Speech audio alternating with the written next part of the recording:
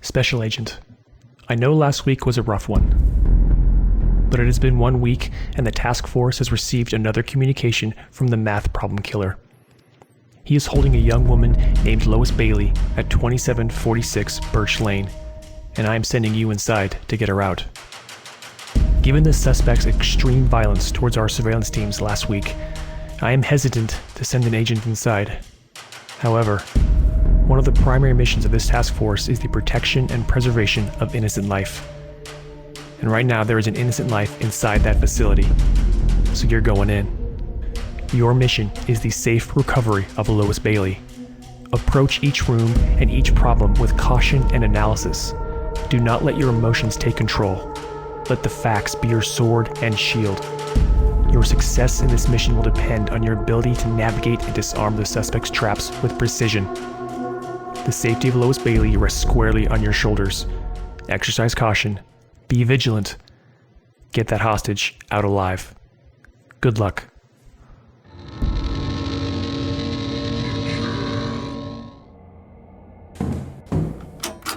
Hello there, Special Agent. Today's lesson is about the consequences of interfering with my work. Your surveillance teams learned that lesson last week, and now some would-be heroes learned that lesson this week.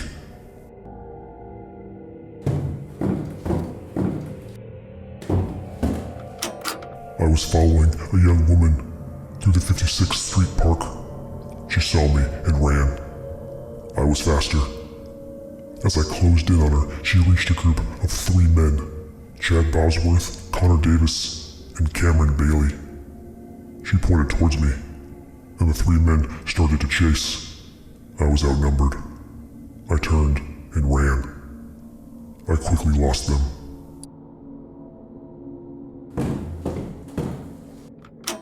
These 3 fools had interfered with my plans, and now they needed to pay the price.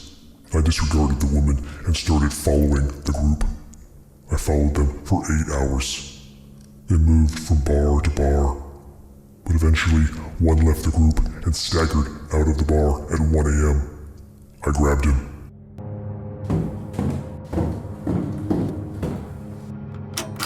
Chad Bosworth, 24, woke up naked and tied to a chair. It was 2 a.m.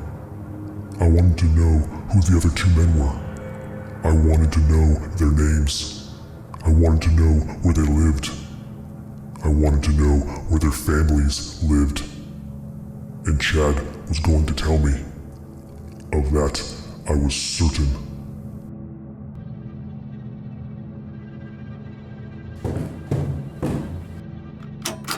If you want to reach Lois Bailey, then you need to open door number 1. You must start with Chad's age, then multiply that by the street number of the park I was following the girl.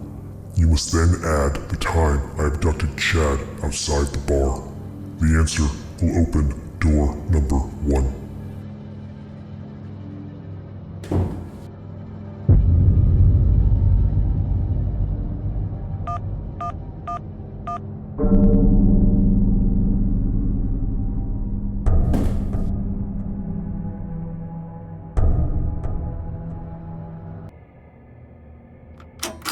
When Chad woke up, he was resistant to my questions at first. But when I started to drill into his thigh, he became very forthcoming. He told me about Connor Davis and Cameron Bailey. I decided I would start with Connor.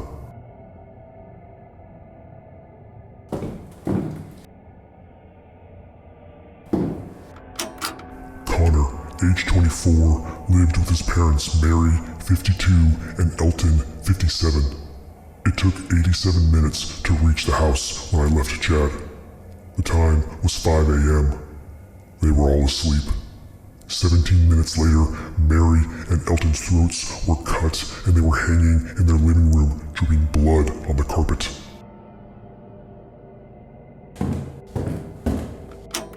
Connor was passed out drunk and didn't hear a thing. He woke up tied to a chair. When he opened his eyes, the first thing he saw were his parents swaying from the ceiling in front of him.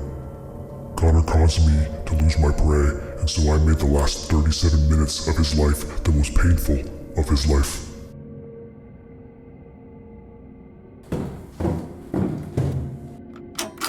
If you want to open door number 2, you must start with variable A, and then add May and Elton's ages. Then add the number of minutes it took me to leave Chad and reach Connor's house. The answer will open door number 2.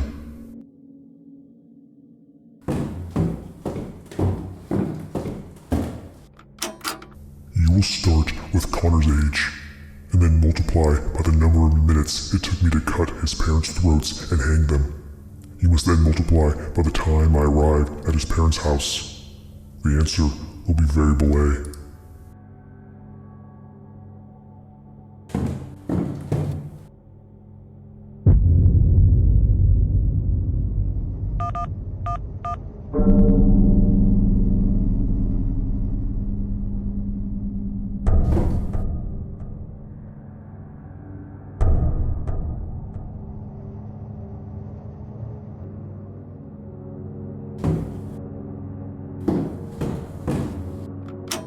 Just before I slit Connor's throat, I made him tell me about our third hero. His name was Cameron Bailey. He was 24. He also lived with his parents, Barkley Bailey, age 62, and Teresa Bailey, age 55.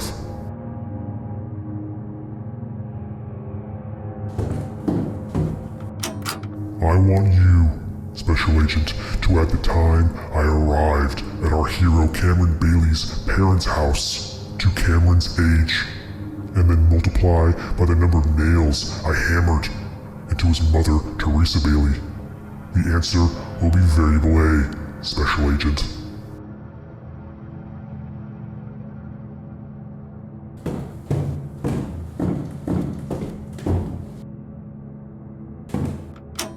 I arrived at Cameron Bailey's parents' house at 7 a.m. I parked outside the neighborhood and walked to their home. It took me 17 minutes. I tried to open the front door, but it was locked. It would appear that Cameron's parents were much smarter than Cameron. I pulled out my knife and I knocked on the door.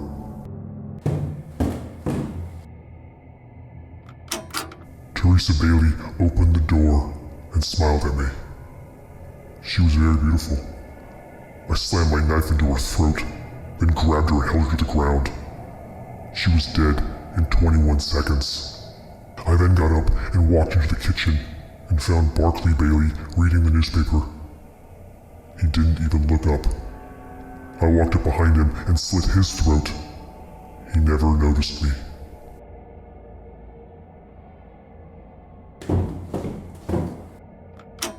After I killed Cameron's parents, but before I woke Cameron, I walked around the house. On the counter in the living room, I saw her picture. I saw Lois's picture. She was beautiful. She was Cameron's sister. She was a very suitable replacement for the girl that Cameron and his friends took from me. She was going to be mine. She was so beautiful. She was going to be mine. Just like Connor, Cameron was passed out in bed when I found him. I woke him up, pulled him out of bed, stripped him naked, and tied him to a chair. When he finally came to, he was staring at his parents hanging in front of him. I made him watch as I hammered 73 nails into Barkley's body and 34 nails into Teresa's body. He kept asking what I wanted. He started to scream as I began to hammer nails into his body.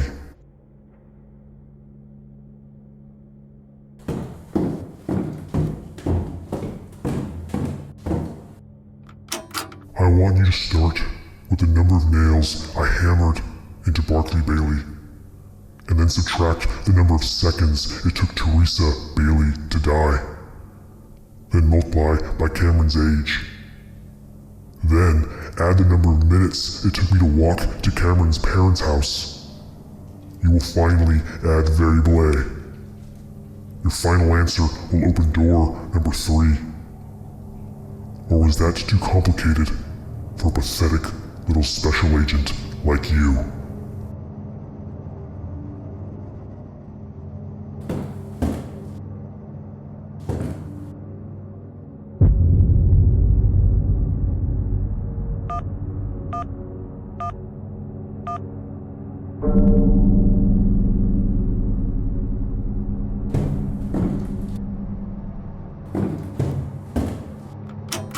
The beautiful girl was Lois Bailey, Cameron's sister. At first, Cameron was reluctant to tell me where to find her. But after I cut off 2 of his fingers, he told me everything I wanted to know. And then I still cut off his fingers.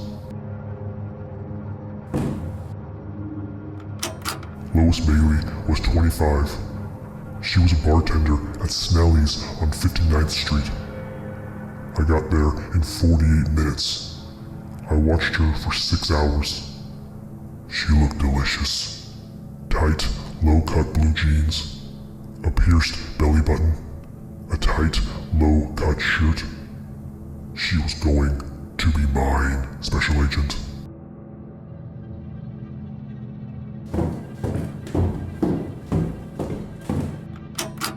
You will start with Lois's age, then multiply by the street number the bar is on.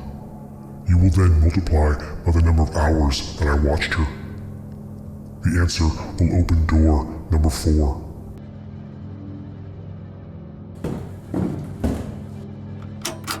When Lois's shift ended at 2 a.m., she started walking up 59th Street. I followed her for 2 blocks. When she reached her car and put the key into the lock, I attacked. 23 seconds later, she was in the back seat of her car with her arms, legs, and mouth duct taped together.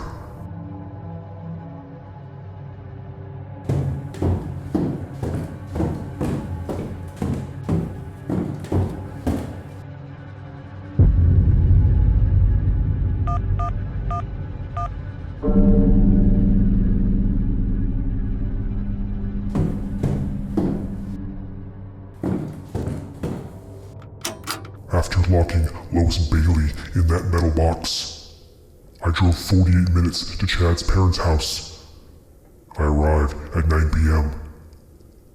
They were having the neighbors over and were sharing a bottle of wine. I grabbed a meat cleaver from the kitchen, and I killed the neighbors and Andrew Bailey in 63 seconds. I left Cheryl alive for some personal time.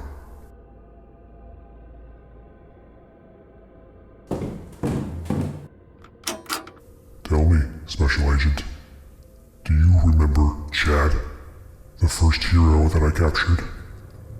I asked him where his parents, Cheryl, age 49, and Andrew Bosworth, age 63, lived. I told him I was going to kill them. He begged and cried. I then said I would let them live if Chad could answer my math problem. He failed.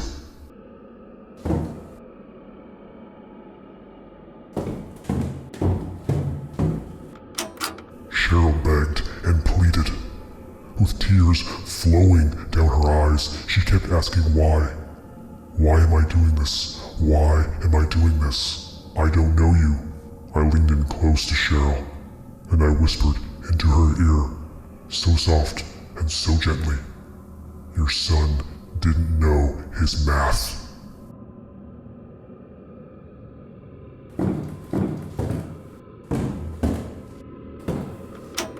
I want you to start with the time I arrived at the Bosworth's house.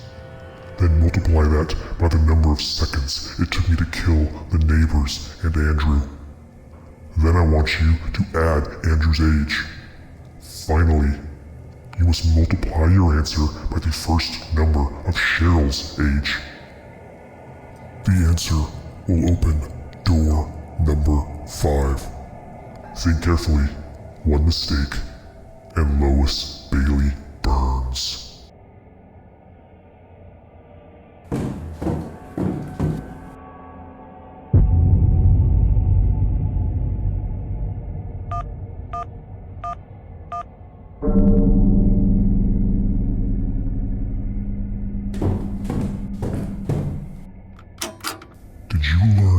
nothing from this dungeon of mine, Special Agent? The whole point was to show you what happens when you interfere with my plans. I butchered Chad, Connor, and Cameron and their families because they stopped my plans. And now here you are, trying to stop my plans. There will be a consequence for this, Special Agent. Now start with the number of seconds it took Cameron's mother to die after I shoved my knife into her throat. Then multiply by Cameron's father's age. Then add Cameron's age. That shouldn't be too hard for a pathetic task force agent. The final answer will be variable A.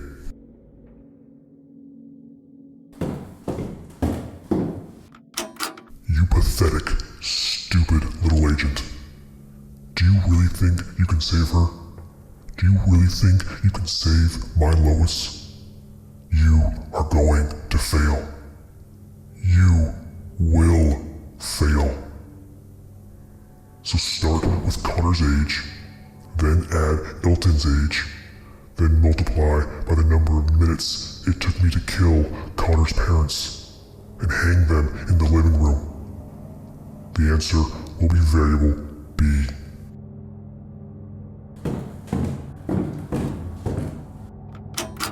This is it, Special Agent. The last code to the last door. If you get this right, you will reach my Lois Bailey. But you're not going to get this right, are you? You are going to add this number wrong or multiply that number wrong.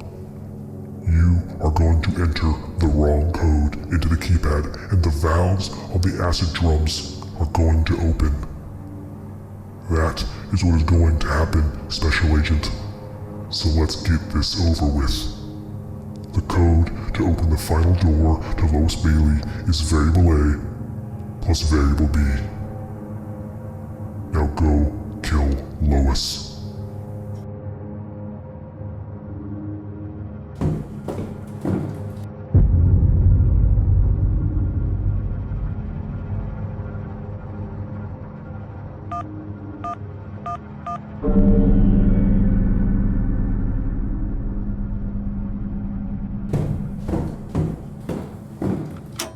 Do you finally understand, Special Agent? When you interfere with my work, you must pay a consequence. Your surveillance teams learned that lesson last week. And these 3 heroes and their parents learned that lesson this week. Maybe you will learn that lesson next week. Now let's see if you were smart enough to save Lois Bailey. You must start with Lois's age, then multiply by the time her shift ended at the bar. You will then multiply by the number of seconds it took me to duct tape her and throw her in the back seat of her car. You will finally multiply by the number of hours I watched her at the bar. The answer will open the crate. The wrong answer will burn her alive.